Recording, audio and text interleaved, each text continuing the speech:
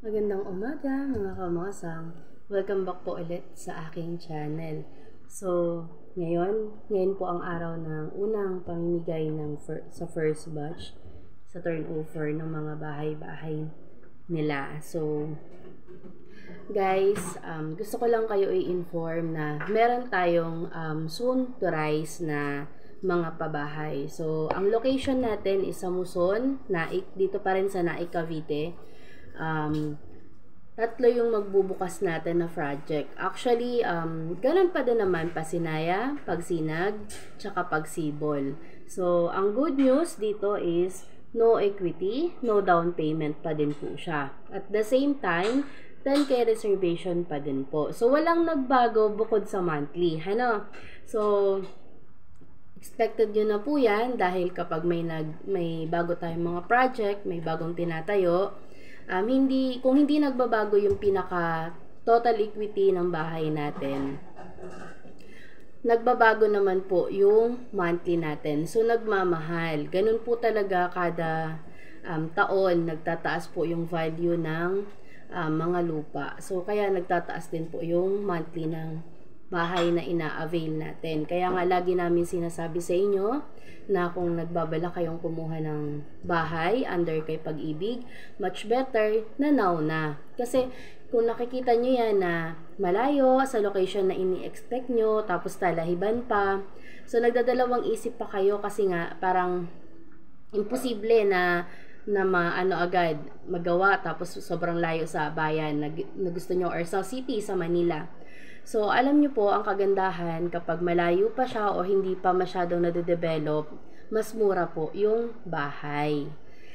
Kapag naman po city na ang gusto nyo, sa NCR na, expect nyo din po na mas mahal. So, ganun po yung advantage, saka disadvantage ng nandito sa province, tapos sa NCR. Ang maganda lang po kapag nandito po kayo sa province mag-avail ng bahay, mura nyo pong ma-avail yung bahay. So, abot kaya po, lalo na sa atin, ng mga minimum wage earner. So, ang mapapayo ko o mabibigay ko sa inyo na idea, kapag mga minimum wage earner tayo at nangangarap tayo magkaroon ng sarili nating bahay, huwag po natin isipin na malayo o hindi nyo gusto yung location. Kasi, ang pag-a-avail naman ng bahay, ano naman po yan, marami siyang purpose. Pwede nating inegosyo, pwede din naman natin siya ipamana. Kung sakasakali man na dumating yung araw na tayo tatanda na at aalis na dito, 'di ba? So, marami kasi siyang mga benepisyo na po pwede nating i-look forward, 'di ba? Kasi isipin nyo, minimum wage earner ka lang, nangangarap ka magkabahay, nangungupahan ka until now. Pero wala kang ginagawang aksyon para magkaroon ng sariling bahay. So, para saan at nangangarap ka na magkaroon ng sarili mong bahay, pero wala kang ginagawa?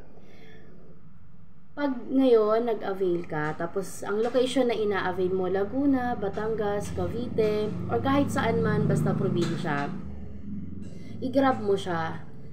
Kasi sa ngayon hindi mo siya mapapansin. Kasi kami dati ganun din. Nalalayuan kami sa Cavite. Pero ngayon na nandito na kami sa Cavite. Tapos Manila yung trabaho namin. Parang nasanay na lang din kami. Actually, kaya naman ng 1.5 hour kapag may sasakyan ka o kaya motor. Kapag biyahe naman, 2 hours na. Kuha naman na. Lalo na ngayon may mga ginagawa ng anong tawag dito, may ginagawa ng tren. So, mas mapapabilis yung biyahe. Kaya huwag nyo isipin yung layo. Anyway, look forward tayo dun sa ginagawang bahay. So, ulitin ko, ang project po natin is Pasinaya, Pagsinag, tsaka Pagsibol. Located po siya dito sa Naik, Cavite, Muson. So, same pa din po, no equity, no down payment. Reservation lang po, 10,000. So, kung nagbabala kayo at nangangarap kayo na magkaroon ng sarili nyong bahay, this is your chance. So grab the opportunity para magkaroon po kayo ng sarili nyong bahay. Actually, napakadali lang po mag-avail ng sarili nyong bahay. Magre-requirements lang kayo at kung meron kayong 10,000 dyan, pasok na natin yan. Para soon, 2 to 3 years, kasi nga, 2 to 3 years po talaga ang pinaka-turnover ng bahay kasi nga, naka-pre-selling po siya. So soon to rise pa lang po kasi. Meron naman po tayong mga RFO pag sinag dito din po sa Sabang, Naik Cavite. Ang kailangan po namin is complete na documents. Kapag gusto mo po mag-avail ng bahay ngayon at meron kang complete na documents at meron ka dyan 10,000, ipasa mo na sa akin, kontakin mo na ako para 3 to 6 months may bahay ka na. Take note po ha, kapag no equity, no down payment ang ina-avail yung bahay, wala po kayong babayaran na down payment na equity.